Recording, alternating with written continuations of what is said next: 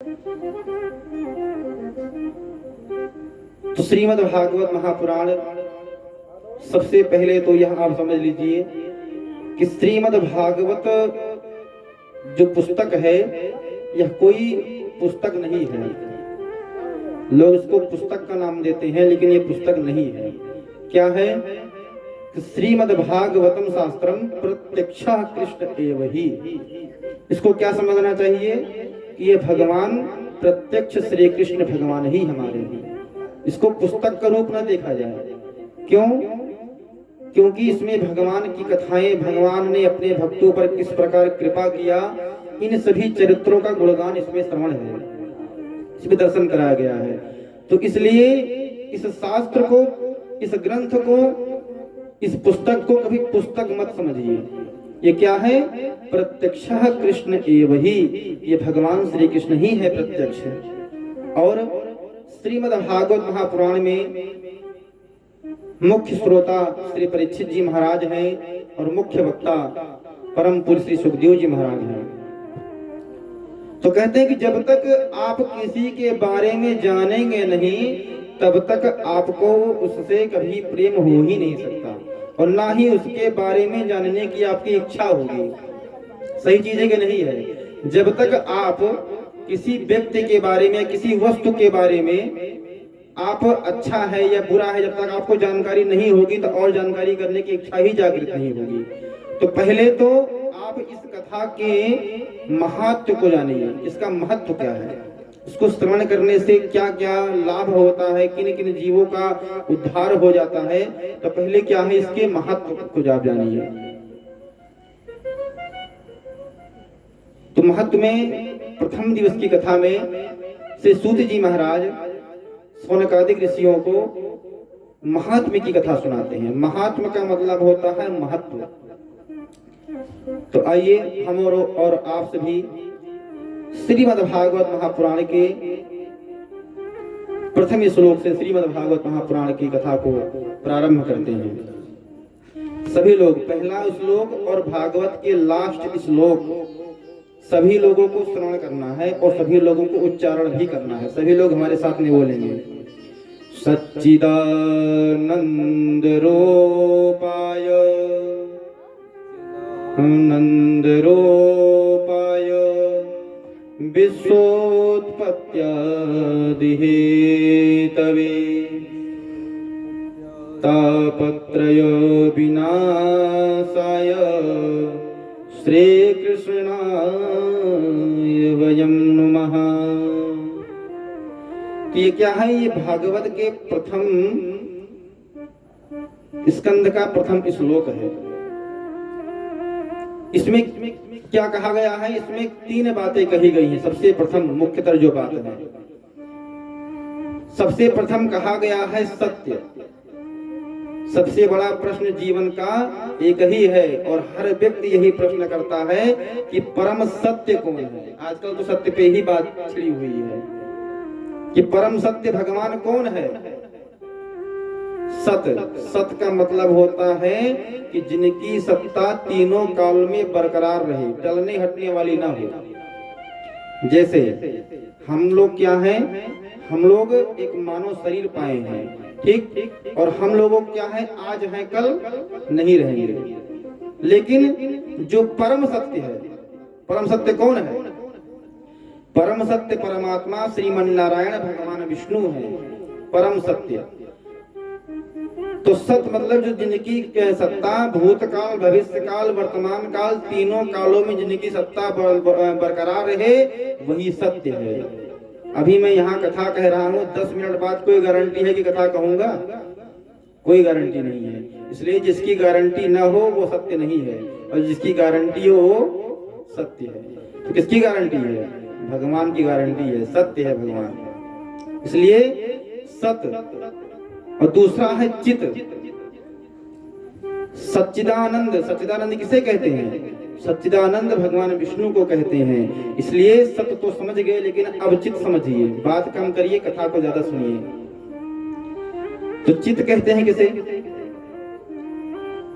चित माने होता है चैतन्य। और चैतन्य कौन होता है? चैतन्य वो है जो जड़वत नहीं है। मतलब कि जैसे ये लाइट जल रही है, ठीक, ये लाइट जल रही है तो क्या अपने आप से जल रही है? इसको क्या मिल रहा है? पावर मिल रहा है, इसको करंट मिल रहा है, तब ये जल रही है, ठीक। लेकिन जिसको किसी की प्रकाश की जरूरत ही नहीं है, सूर्य चंद्रमा भी जिसके पास प्रकाश लेने के लिए जाते हैं, सूर्य चंद्रमा किसके पास जाते हैं प्रकाश लेने के लिए? सूर्य चंद्रमा जाते हैं भगवान विष्णु के पास कि हमको आप प्रकाश दे दीजिए। जो परम चैतन्य, जो स्वयं ही प्रकाशमान है, उसको किसी के प्रकाश की जरूरत ही नहीं है। वह कौन है? वो परम चैतन्य भगवान श्री विष्णु है। तो सत्य कौन है और चित्त कौन है? लास्ट में बात आता है आनंद। अब बताइए, आनंद का कोई विलोम शब्द बनता है? आनंद का अगर आप घनानंद करेंगे तब भी लास्ट में आनंद आएगा। आनंद को कोई टाल नहीं सकता। इसलिए भगवान विष्णु क्या है? वो परम आनंद है। अच्छा भोजन कर लेना, अच्छे गाड़ियों में घूमना, अच्छे जगह अच्छे लोगों के संग में रहना, ये आनंद नहीं है। ये आनंद क्या है? ये टलने हटने वाला आनंद है। यहाँ पर परम सत्य की ही बात की जा रही है। आज है कल नहीं रहेगा, उसकी बात ही नहीं हो रही है। जो परम सत्य है उसी की बात हो रही है। तो परम सत्य कौन है? आनंद की व्याख्या हमारे परम पूज्य गोस्वामी तुलसीदास जी महाराज करते हैं। क्या कहते हैं? कि जो आनंद सिंधु सुख राशि, जो आनंद सिंधु सुख राशि, जो आनंद सिंधु सुख राशि, जो आनंद सिंधु सुख राशि, जो आनंद सिंधु सुख राशि, जो आनंद सिंधु सुख राशि, सी करते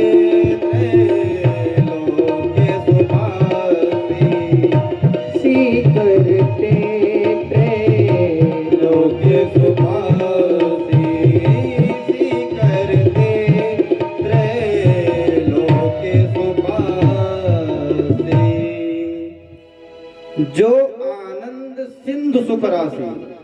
भगवान विष्णु कहाँ शयन करते हैं? क्षीर सागर में, और उस क्षीर सागर का नाम है आनंद। और भगवान, इस कथा को बड़ी ध्यान पूर्वक सुनिए, जो प्रथम दिन की कथा समझ में आ जाएगी। तो कोई अगर कहानी होती है, कहानी का अगर मूल पड़ाव जहाँ से प्रारंभ हो, अगर वो श्रवण करने को नहीं आया तो बीच के लास्ट का समझ में नहीं आएगा। इसलिए कोई भी चीज हो शुरू से अगर सुनाया जाए तो अच्छे से श्रवण किया कीजिए। तो कहा थे आनंद, जो आनंद सिंधु सुख राशि। दुनिया में लोग आनंद घूम रहे हैं और हम आनंद बता रहे हैं, क्यों मंत्री जी? जो आनंद सिंधु सुख राशि, सीकर ते त्रैलोक सुपासी। भगवान विष्णु जहाँ श्रवण जहाँ पर शयन करते हैं, उनके सागर का नाम है आनंद। अब आप एक कल्पना कीजिए, एक बाल्टी पानी लीजिए, ठीक, और एक बाल्टी पानी में एक सीख को डुबोइए उसमें, और उसको डुबो करके से जमीन पे छिड़क दीजिए। कितना बूंद गिरेगा बताइए? 10 से 15 बूंद या 2-4 बूंद गिरे। लेकिन भगवान विष्णु अपने आनंद के सागर से एक सीख डुबोया, सीकर थे, एक सीख डुबोया और धरती पर फेंक दिया। उतने में पूरा संसार आनंदमय है, उतने में। और कहीं भगवान बल्टी भर पलट दिए होते आनंद को तो संसार पूरा आनंदमय हो जाता है। इसलिए सीकर ते त्रैलोक सुपासी।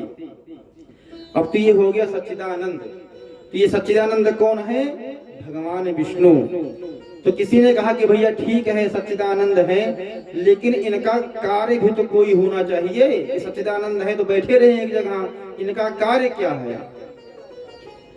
तब श्री सूत जी महाराज कहते हैं कि विश्वोत्पत्त्या दिहेतवे, जो विश्व की उत्पत्ति करते हैं, लालन पालन करते हैं, और समय आने पर सृष्टि को अपने में ही समेट लेते हैं।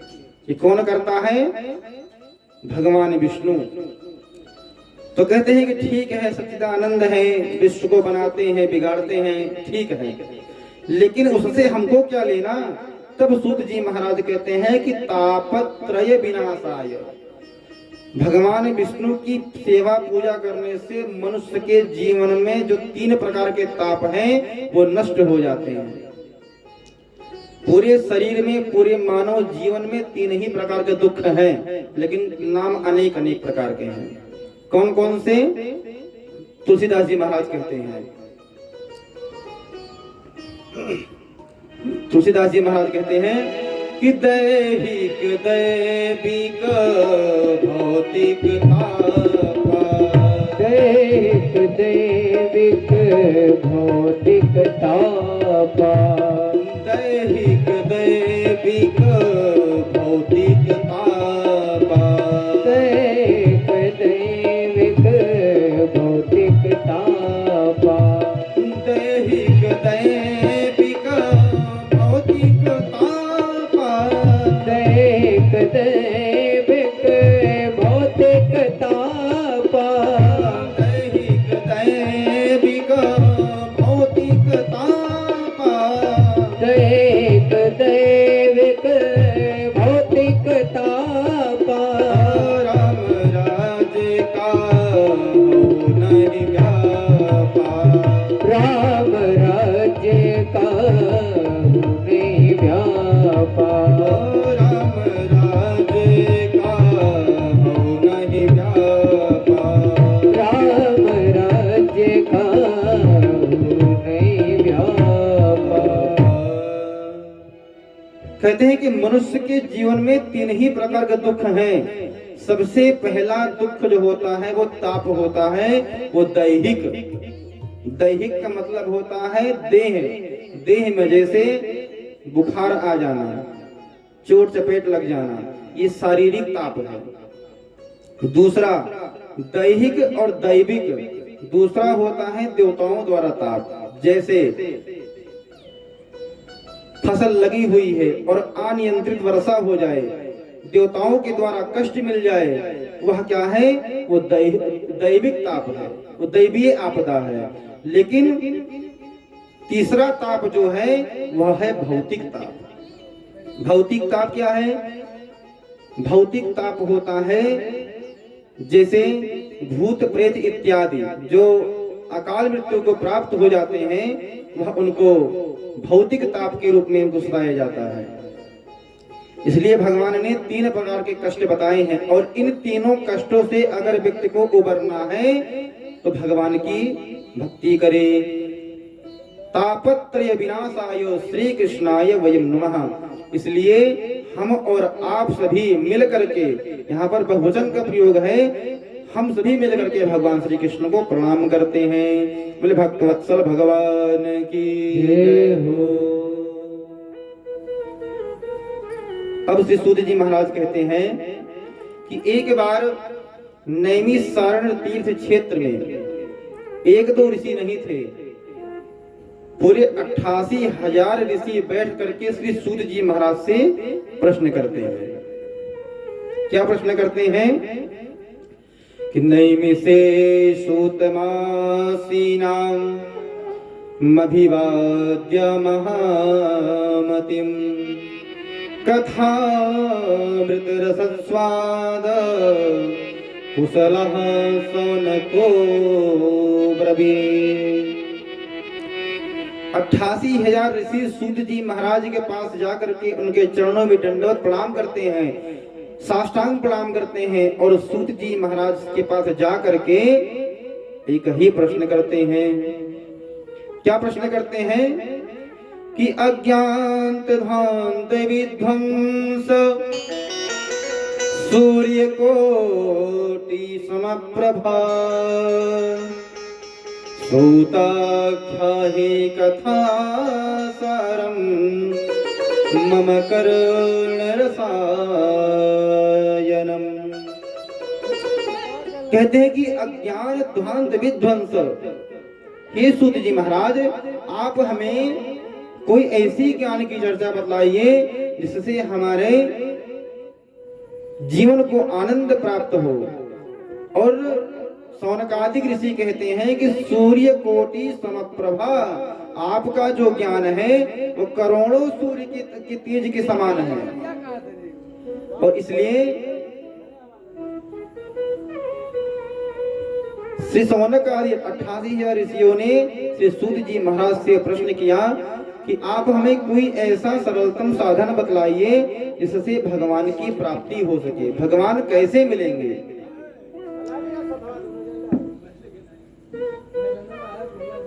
तो श्री शौनक आदि 88,000 ऋषि कहते हैं कि चिंता मणिर्लोक सुखम सुरद्रुहो स्वर्ग संपदम प्रियक्षति गुरुर्प्रीतो वैकुंठम योगी दुर्लभम। कहते हैं कि चिंतामणिर्लोक सुखम, चिंतामणि किसे कहते हैं? चिंतामणि वह है जो हम कल्पना करते हैं, कल्पना कर रहे हैं कि आप बंबई में हैं तो बंबई पहुंच गए, और आप अगर कल्पना कर रहे हैं कि हम कथा में हैं तो आप घर पे बैठ करके भी कथा में हैं। तो ये क्या है? मन। चिंतामणिर्लोक सुखम सुरद्रुः स्वर्ग संपदम। कहते हैं कि स्वर्ग में एक वृक्ष पाया जाता है, कल्प वृक्ष, जिसके नीचे बैठ करके आप जो कल्पना करेंगे वो हम आपको प्रदान कर सकता है। शौनक आदि 88,000 ऋषि कहते हैं कि चिंतामणि और कल्प वृक्ष, इन दोनों में इतना सामर्थ्य नहीं है कि वो भगवान से मिला सके। फिर बोले फिर कैसे भगवान से मुलाकात होगी? कहीं प्रयक्षितो प्रयक्षति गुरुर प्रीतो वैकुंठम योगी दुर्लभम। शौनक आदि 88,000 ऋषि कहते हैं कि अगर गुरु की कृपा हो जाए तो वैकुंठ भी दुर्लभ नहीं है। प्रियक्षति गुरुर प्रीतो वैकुंठम योगी दुर्लभम। जब इतना प्रश्न कर दिए तब जाकर के श्री सूत जी महाराज प्रसन्न होकर के कहते हैं प्रीति ही शौनक चित्ते ते तो वच्मि विचार्यता सर्वसिद्धांत निष्पन्नम संसार भय नाशनम। श्री सूत जी महाराज कहते हैं कि हे शौनकादि ऋषियों, अब मैं तुम्हें समस्त सिद्धांतों का सार सुनाऊंगा। समस्त सिद्धांतों का सार, वो कैसा सार है? कहते हैं कि संसार भय नाशनम। बताइए, जीवन में हर मनुष्य को सबसे ज्यादा किससे डर लगता है किसी के पास उत्तर सभी के पास भी है, लेकिन कोई दे नहीं पाएगा। बहुत सही बताए। तो संसार में सभी व्यक्ति को सिर्फ एक चीज से डर लगता है, वह है मृत्यु। कहते हैं कि संसार भय नाशनम, मैं आपको ऐसी कथा श्रवण कराऊंगा जिससे मनुष्य की जो मृत्यु का भय है, वो मृत्यु का भय समाप्त हो जाएगा। बोले कौन सा सिद्धांत आप सुनाएंगे? तो कहते हैं कि एक ही गुण नहीं है उसके अंदर। कहते हैं काल प्याल मुखग्रास त्रास निर्णास हेतवे श्रीमद्भागवतम शास्त्रम कलवकीरेण भासितम। कहते हैं कि काल ब्याल मुखग्रासः। सूत जी महाराज कहते हैं कि यह जो संसार है ये काल का गाल है, और उसके अंदर हम सभी समावेत रूप से एकत्रित होकर के उसमें विद्यमान है, विराजमान है। तो बोले तब कहीं त्रास निर्णास हेतवे, कब यह काल अपना गाल को बंद कर ले और हम सभी उसका ग्रास बन जाए। इसलिए श्रीमद्भागवतम शास्त्रम कलौकीरेण भासितम। श्रीमद्भागवत शास्त्र ऐसा ग्रंथ है जिसको श्रवण करने से, कलौ माने होता है कलयुग, जो कलयुग की जो पीड़ा है इसको शांत करने के लिए श्री सूत जी महाराज श्रीमद्भागवत कथा शास्त्र को श्री शौनकादि ऋषियों को श्रवण कराते हैं। कहते हैं कि एतस्माद् परः किंचित् मनः शुद्धेन विद्यते। मतलब कि यह जो श्रीमद् भागवत कथा है ये एक दो जन्मों के पुण्य की बात नहीं है। यहाँ पर एतस्माद् परः किंचिन मनः शुद्धेन विद्यते और जन्मांतरे भवेत् पुण्यम तदा भागवतम लभेत। एक दो जन्म की बात ही नहीं कही गई है। कहते हैं कि करोड़ों जन्मों की जब पुण्य उदय होते हैं तब जाकर के कहीं हमको श्रीमद् भागवत कथा श्रवण करने का लाभ प्राप्त होता है। कहते हैं कि मन और वाणी को शुद्ध करने के लिए इससे बढ़कर और कोई साधन ही नहीं है। और जब मनुष्य के जन्मांतर के पुण्य का उदय होता है तब जाकर के भगवान की कथा श्रवण करने को लाभ प्राप्त होता है। और यह जो श्रीमद् भागवत कथा आप यहाँ बैठ करके सरलतम रूप से श्रवण कर रहे हैं, यह कथा सिर्फ यही सुलभ है। यह कथा पृथ्वी लोक पर ही सुलभ है। ये तो वैकुंठ लोक, स्वर्ग लोक, ब्रह्म लोक, ये सब जगह निरर्थक है। वहां पर तो यह कथा पाई ही नहीं जाती। एक बार की बात है, जब प्रभु श्री रामचंद्र जी अयोध्यावासिना सर्वे सर्वे रामेण संहिता, जब अयोध्यावासी को लेकर के प्रभु श्री रामचंद्र जी अपने साकेत धाम को जा रहे थे, तो प्रभु श्री रामचंद्र जी ने श्री हनुमान जी महाराज से कहा कि हनुमान जी महाराज, सभी अयोध्यावासी लता पता इत्यादि सभी हमारे साकेत धाम को जा रहे हैं, तो आप क्यों नहीं चल रहे हैं? तो हनुमान जी ने बड़ी सुंदर बात कही। राम जी से प्रश्न किया कि प्रभु यह बतलाइए कि क्या आपकी कथा वैकुंठ लोक में सुलभ है, जहां पे मैं बैठ करके आपकी कथा, मंगलमय कथा को श्रवण कर सकूं? तो राम जी ने कहा कि हमारी कथा को लेकर के क्या करोगे जब मैं तुम्हारे सन्मुख साक्षात प्रकट रूप से रहूंगा? तो हनुमान जी ने साफ मना कर दिया, कहा कि प्रभु जब आपकी कथा नहीं रहेगी, आपकी क्या बात है, आप तो हमारे हृदय में सदा सदा के लिए विराजमान ही रहते हैं, लेकिन जब आपकी कथा को भी मैं नहीं श्रवण कर पाऊंगा तो मैं उस वैकुंठ लोक को भी त्याग दूंगा, वह वैकुंठ लोक भी मुझे नहीं चाहिए। और श्री हनुमान जी महाराज वैकुंठ लोक नहीं गए और आज सदा सदा के लिए विराजमान अयोध्या के राजा के रूप में श्री हनुमान जी महाराज अयोध्या में विराजमान है। आप यह जो हनुमानगढ़ी में प्रतिमा देखते हैं, यह हनुमान जी की सशरीर है। हनुमान जी का जब प्रभु श्री रामचंद्र जी लंका पे विजय प्राप्त करके अयोध्या में निवास करने के लिए आए थे राजा के रूप में, तो अयोध्या में हनुमानगढ़ी के जस्ट पीछे पड़ता है सुग्रीव किला। वहां पर सुग्रीव जी की जो संगत थी वहां बैठी थी और श्री हनुमान जी महाराज अयोध्या के जब राजा बन गए तो अयोध्या के सबसे ऊंचे शिखर पर जाकर के विराजमान हुए और वहीं पर प्रभु श्री रामचंद्र जी का कीर्तन करते हुए अपने आज भी वह शरीर की विद्यमान रूप से रखी हुई है और श्री सुग्रीव किला में श्री सुग्रीव जी महाराज की शरीर विद्यमान रूप से रखी हुई है। तो यह जो हनुमानगढ़ी में है यह कोई पत्थर की मूर्ति नहीं है, यह तो प्रत्यक्ष ही श्री हनुमान जी महाराज है। बोले हनुमान जी महाराज की जय हो। तो कहते हैं कि यह कथा कहाँ सुलभ है? यह कथा सिर्फ धरती पर ही सुलभ है, पृथ्वी लोक पर ही सुलभ है। कहते हैं कि एक बार की बात है, जब श्री सुखदेव जी महाराज राजा परीक्षित को श्रीमद् भागवत कथा रसामृत का पान करा रहे थे, तो उसी समय देवता अमृत का कलश लेकर के श्री सुखदेव जी के महाराज के पास पहुंच गए और कहते हैं कि हे सुखदेव जी महाराज, अगर परीक्षित को मृत्यु का भय है तो यह लो अमृत का कलश परीक्षित को पान करा दीजिए, इससे परीक्षित के को जो मृत्यु का भय है यह समाप्त हो जाएगा और आप यह जो अमृतमय मंगलमय श्रीमद् भागवत महापुराण परीक्षित को पान करा रहे हैं यह कथा हमें पान करा दीजिए।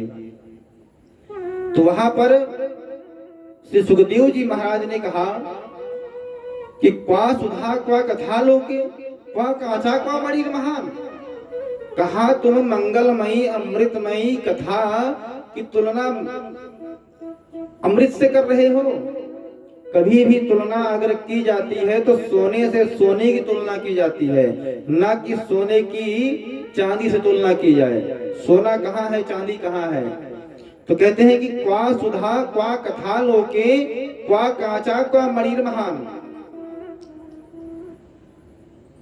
श्रीमद् भागवत की जो कथा सुधा है और जो स्वर्ग का अमृत है, इसकी तुलना कभी भी नहीं हो सकती। अमृत पीने से व्यक्ति ज्यादा से ज्यादा क्या होगा कि वो मृत्यु को प्राप्त नहीं होगा, लेकिन उस शरीर को लेकर ही मुझे क्या करना है जिस शरीर से भगवान की प्राप्ति ही ना हो सके। लेकिन श्रीमद् भागवत महापुराण ऐसी कथा है जो भगवान से मिला देती है। कहते हैं कि ब्रह्मरात्तो विचार्येव तदा देवान् जहासः। तो श्री सुखदेव जी महाराज ने देवताओं को अभक्त मान करके कथा पंडाल से बाहर भगा देते हैं और सभी देवता जाकर के श्री ब्रह्मदेव के पास में पहुंच जाते हैं और ब्रह्मा जी के पास जाकर के सारी व्यथा को बतलाया। कहा कि मैं पृथ्वी लोक पर श्री सुखदेव जी महाराज कथा श्रवण करा रहे थे परीक्षित जी महाराज को, और वहां पर मैं अमृत का कलश लेकर के गया। कहा कि जा करके आप परीक्षित को पान करा दीजिए और यह कथा सुधा हमें पान करा दीजिए, लेकिन मुझे अभक्त समझ करके श्री सुखदेव जी महाराज वहां से भगा दिए। तब ब्रह्मा जी को बड़ी चिंता हुई। ब्रह्मा जी ने सोचा कि श्रीमद् भागवत कथा में ऐसा क्या है जिसकी तुलना अमृत के कलश से नहीं हो सकती। तब श्री सुखदेव जी श्री ब्रह्मदेव ने कहा कि सभी शास्त्र को एक तरफ रखा और जो श्रीमद् भागवत महापुराण है उसको एक तरफ रखा और भागवत का पलड़ा भारी पड़ गया और सभी शास्त्र जो हैं वो ऊपर की स्थिति में आ गए। और इसलिए तुरंत ब्रह्मा जी को समझ में आ गया कि यह जो श्रीमद् भागवत कथा है यह कोई सामान्य कथा नहीं है। इस कथा में सबसे मुख्यतम बात जो है वह भक्त और भगवान की विनिमय है, समन्वय है, उनकी कथा है। जब श्री वेदव्यास जी महाराज समस्त पुराणों की समस्त शास्त्रों की रचना कर रहे थे तो फिर भी उनके मन में शांति नहीं आई थी। क्यों नहीं आई थी? क्योंकि उन सभी पुराणों में भगवान की ही कथा है, भगवान के भक्तों की कथा नहीं है। तो जब वेदव्यास जी महाराज 18 पुराण 6 शास्त्र तमाम नीतियां लिखने के बाद भी जब उनको संतुष्टि नहीं मिली, तब श्री नारद जी महाराज श्रीमन नारायण करते हुए पहुंच करके कहते हैं कि अगर तुम अपने मन की शांति चाहते हो तो तुमको भक्त और भगवान की जो लीलाएं हैं, भगवान ने भक्तों पर किस प्रकार कृपा किया, इन सभी को तुम संक्षिप्त रूप से विस्तार रूप से एक ग्रंथ का रचना कियो। तो 4 पुराण लिखने के बाद में यह पंचम पुराण श्रीमद् भागवत महापुराण बन करके तैयार हुआ। बोले श्रीमद् भागवत महापुराण की जय हो। तो कहते हैं कि देवताओं को अभक्त मान करके वहां से भगा दिए। और इस प्रकार श्री सुखदेव जी महाराज कहते हैं कि सप्ताह श्रवण की जो विधि है यह तो सनत कुमारों से ही हमने श्रवण किया है। तो यहाँ पर 88,000 ऋषियों ने प्रश्न किया कि प्रभु यह बताइए, यह जो सनत कुमार आप कह रहे हैं यह तो कुछ घड़ी से ज्यादा यहाँ पर ठहरते नहीं है, फिर यह साप्ताहिक 7 दिन की श्रवण की विधि यह किसने बनाई है? तो कहते हैं कि एक बार की बात है,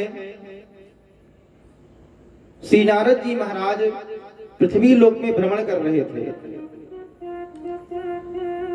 जब पृथ्वी लोक पर भ्रमण कर रहे थे तो वहां कई क्षेत्रों में गए, गृहस्थों के यहाँ गए, भक्तों के यहाँ गए, संतों के यहाँ गए, लेकिन उन्हें कहीं भी शांति नहीं दिखाई दिया।